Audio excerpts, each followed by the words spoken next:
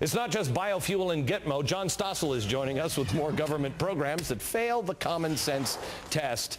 The co-anchor of ABC News 2020 and the author of the best-selling New York Times Myths, Lies, and Downright Stupidity. Hello, John. How are you? Hello, Glenn. Good to be here. Good to see you, sir. Week. It's nice. Yeah. Okay. So, John, you're a common sense guy. I've watched you for years.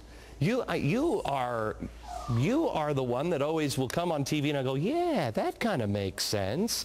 Tell me where I'm wrong that government programs don't make things much, much worse. You're not wrong, but it's not common sense. It wasn't common sense for me. I had to watch government fail for 25 years doing consumer reporting before I really saw it, because intuitively the reaction is problem. Bring government in, government will make it better. And when we're scared, like we are now about the economy, it's much worse. When we're scared about 9/11, we federalized airport security. We spent millions for body armor for dogs in Ohio. All that overreaction comes from fear and government, bad combination. Okay, so give me some of the examples of where they have really gone awry, where the train has just come right off the tracks. I mean, I've done give me a breaks on an outhouse in a park that cost $500,000. Take more serious examples. After Hurricane Katrina, they said, we got to rebuild the city. But nobody can get it rebuilt because you have to get 10 permits. Some charities know how to get through the permit process. I confront the mayor about it. He says, oh, we've made it easier. We have a kiosk. I try to make the kiosk work. It doesn't work. And it's not that they don't have good intentions. And at the beginning, some government programs can work. You get those eager beavers who come in. But it took the Soviet Union 70 years to fail. Over time, the incentive structure in government is always just keep doing the same thing, stay out of trouble, and you get these insanities like ethanol. So tell me, how is it because I'm watching this bailout process going on, and I'm thinking to myself, the same people who have said, like Barney Frank, he said over the summer, oh, Freddie and Fannie, it's fine. That's great. Don't worry about it. Then it failed. Nobody said, hey, Barney, didn't you just say that it was okay? Then the people who said, no, this will fix it. If we don't have this by Friday, it's all going to fail. They didn't do it by Friday, but it didn't fail. Now they say we got to have even more. They can't find the money. At what point does common sense kick in? Not when you're scared, and Thomas Jefferson said it's the natural progress of things for government to grow and liberty to yield.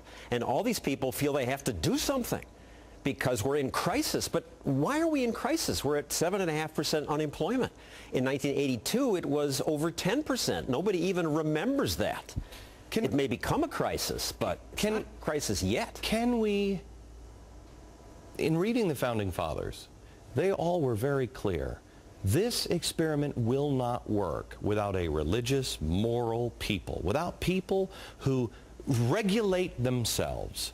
Can we even regulate ourselves now? I see people on TV, and I'm watching, I don't know about you, America, but I see people on TV, and they're like, yeah, that's right, take it from the rich, and I need more health care, and I need more of this, and what does that lead to? Health care is going to lead to more regulation on what you can and cannot eat.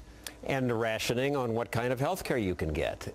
But I don't think people have changed that much. But when incentive structures say you're a sucker if you support yourself and you're expected to have other people pay for your health care, then costs balloon. It's very hard to turn that around. Do you believe that the global warming thing, and we start with the biodiesel, and the biodiesel story kind of bothers me because I know diesel also turns to gel, but that's the story. But here's the thing that bothers me is the rush to get in to save the planet. And the latest comment was the temperature of the Earth being so cold is just proof on how warm it's getting. And I'm like, what? Maybe I don't understand the science that Obama was fixing back in her seat, but I don't understand that at all. This is really about more government regulation and power and money. On the part of the politicians, but to be fair, there are a lot of scientists that are genuinely scared. But I'm talking about this is a real problem compared to Medicare's $45 trillion unfunded liability, and now we're spending $1 trillion on this dubious stimulus plan. That's a real problem. Okay, John, great to see you. Thank you so much.